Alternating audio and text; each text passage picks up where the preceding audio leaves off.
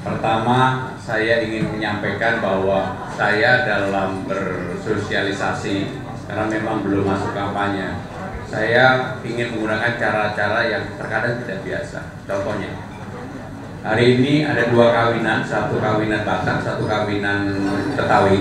Jujur saya nggak diundang, saya datang. Yang di kawinan Batak itu yang hadir 2000 lebih, marganya Simanjuntak sama Xiaomi. Waktu saya datang, responnya luar biasa. Saya sampai merinding. Yang hadir 2000 lebih, foto-foto di situ lebih dari 1 jam, dan saya diberi ulos, diangkat sebagai warga kehormatan. Ini cara simpel untuk sosialisasi, dan saya yakin pasti mengena kepada mereka. Nggak usah bicara yang terlalu muluk-muluk, tetapi hatinya disentuh. Sekaligus ini menjawab apa yang disampaikan oleh Mas Edi dari Rakyat Merdeka tadi. Berikutnya, sebelumnya saya datang ke kawinan orang Betawi, Pak. Ada tanjidor, ada ondel-ondel, macam-macam lah. Saya datang aja, mereka kaget. Oh, ada orang nggak diundang. Datang, yang paling penting jangan lupa bawa amplop gitu. Dan semuanya minta foto, sampai pipi saya ditarik-tarik. Yang di luar dugaan saya. Ini cara sederhana, simpel, tapi saya yakin pasti mengena di hati. Jadi Mas Edi, Mas Ferdi juga, dan juga untuk Bang Abi, saya sama Bang Dul ini seperti yang kami katakan bahwa akan berpolitik yang gembira di dalam menangkap aspirasi rakyat secara diam. Saya tidak mendatangi yang gede-gede. Tadi saya diundang di Kelapa Gading RT yang hadir nggak lebih dari 50 orang. Tapi di situ saya mendapatkan yang dalam sekali. Persoalan antara pengembang dengan warga dan pemerintah daerah. Biasanya yang terjadi adalah begitu pengembang sudah merasa tidak bertanggung jawab lagi, dia lepaskan. Sementara belum menjadi tanggung jawab pemerintah daerah. Yang jadi korban siapa? Yang jadi korban adalah warganya. Maka dengan demikian KJP, KGP itu salah satu contoh yang lain. Sehingga dalam belanja masalah hari ini saya Bang Dul, saya banyak sekali menyerap, mendapatkan secara langsung dari tangan pertama yang mengalami itu. Kebetulan tadi waktu di Kelapa Gading saya mendapatkan contoh yang konkret tentang KJP dan KGP.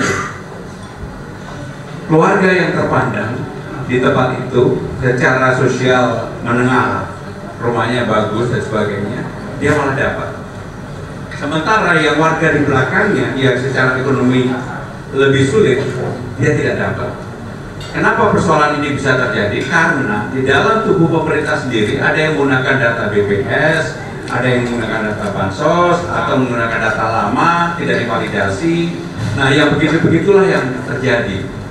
Sehingga inilah yang kemudian saya mendapatkan betul-betul menangkap apa yang jadi persoalan di lapangan. Apa yang harus dilakukan untuk seperti itu? Maka dengan simpel saya mengatakan, ya kalau begitu yang diuji adalah kepemimpinan. Pemimpin itu sendiri, mau nggak dia turun ke bawah untuk membenahi itu? Sebab kalau pendekatannya hanya normatif dari peraturan yang ada, itu tidak akan selesai. Salah satu kelebihannya Pak Ahok, kekurangannya juga ada, tapi satu kelebihannya, dia berani memutuskan terhadap hal seperti itu. Maka kenapa di tempatnya Kelapa Gading, pasti warga di sana memimpikan cara kepemimpinan seperti Pak Ahok, yang turun ke bawah memutuskan. Contoh, ada jalan yang besar, ada jalan masuk ke dalam. Jalan yang besarnya sudah selesai, jalan yang ke dalamnya sempit-sempit ini masih harusnya menjadi tanggung jawab pengembang. Tapi ini sudah 30 tahun yang lalu, pengembang merasa sudah selesai. Nah, yang begini siapa yang menyelesaikan? Menurut saya, inilah tugas seorang gubernur, wakil gubernur untuk menyelesaikan, sekaligus kepemimpinannya diuji. Berani nggak dia memutuskan ini? Kalau saya pribadi, dan saya yakin Bang Dul juga berani, karena kita tidak punya vested interest, kita juga nggak punya beban, pasti kita berani untuk memutuskan yang seperti itu. Pertanyaan berikutnya mengenai apakah cara Pak Ahok yang kemudian menampung warga datang ke balai kota untuk menyampaikan aspirasinya. saya akan melakukan itu, dan saya yakin Bang Dul juga akan melakukan itu. Tetapi zaman kan makin modern, sehingga harus dilakukan dua cara. Satu, warga yang datang ke balai kota diterima, dan orang yang kalau bisa langsung kepada gubernur atau wakil gubernur. Yang kedua, tapi juga ada ruang yang dilakukan secara digital. Ada ruang yang dilakukan secara digital. Problemnya orang yang menjadi penanggung jawab di tempat pengaduan, di mana aja sistem digital kita, biasanya kerjanya setengah hati. Supaya dia tidak setengah hati, dia harus bertanggung jawab secara langsung kepada gubernur dan wakil gubernur. Kinerjanya harus diawasi secara langsung. Kalau itu bisa dilakukan, maka sangat efisien bagi warga untuk melaporkan, menyampaikan persoalan yang ada di masyarakat.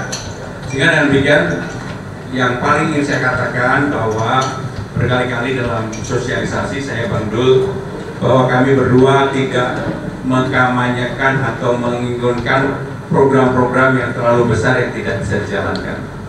Tadi waktu di Kelapa Gading saya menjawab pertanyaan yang sangat mendasar tentang kebanjiran di sana. Bahwa mereka saat ini tidak bermimpi tentang Jakarta atau Jakarta Utara atau Jakarta Pulau Seribu jadi dupe, tapi yang dimimpikan adalah bagaimana persoalan banjir yang ada di mereka. Padahal itu kan hanya butuh pompa, butuh turap, butuh seorang pemimpin yang kemudian memasang pompa yang benar. Bahkan di Kelapa Gading itu pernah banjir sampai 2 hari tidak turun. Problemnya adalah sekarang ini kan ada 13 aliran sungai dari atas ke bawah. Di atas sudah ada 2 waduk, Sukamahi dan Ciawi. Ini sebenarnya sudah mengurangi sangat banyak sekali. Tetapi belum menyelesaikan persoalan di bawah. Karena apa? Sodetan belum selesai, banjir kanalnya belum. Dan pompa-pompa di bawah. Karena apapun Jakarta ini kan sama lautnya ini kan hampir sejajar. Begitu air rob naik dikit, air dari atas turun, pasti banjir terjadi. Nah, persoalan ini bisa diselesaikan dengan memasang pompa yang memang pompa yang cukup untuk mengalihkan itu. Sehingga dengan demikian kami, sekali lagi saya dan Bang Dul, kalau diberi mandat, diberi amanah, maka persoalan-persoalan yang seperti itulah yang kita selesaikan, termasuk persoalan kemacetan yang ada. Mengenai tadi pertanyaan yang pertama Mas dari portal, saya sendiri sehari bisa 9, 10, 11 titik. Memang pindah-pindah terus. Kemarin dari utara tiba-tiba selatan, sore udah pindah lagi ke pusat dan seterusnya. Ya memang kalau teman-teman wartawan mau ngintil terus juga nggak apa-apa. Kami siapkan transportasi untuk itu. Dan memang hampir saya sudah bicara sama Bang Dul, udah Bang, pokoknya kita sosialisasi. Jangan kebanyakan yang tertutup, udah terbuka aja. Termasuk yang apa adanya disampaikan kepada, dan yang realistis yang bisa dikerjakan. Nggak mau yang gede-gede yang terlalu, tetapi tidak mengerjakan itu. Jadi dengan demikian seperti yang kami udah sampaikan ke publik, misalnya contoh tentang membangun atau membuat jaluran CCTV di RT RW. Ini sebenarnya bukan barang baru. Di China, di Beijing sudah diterapkan, dan kalau pemerintah juga mengadakan, warga kemudian berpartisipasi, kita lombakan setiap warga yang bisa melaporkan pencurian, kejahatan dan sebagainya dapat reward dari pemerintah daerah. Itu menjadi luar biasa. Semua orang menjadi bergairah untuk melakukan pengawasan di masing-masing daerah. Itu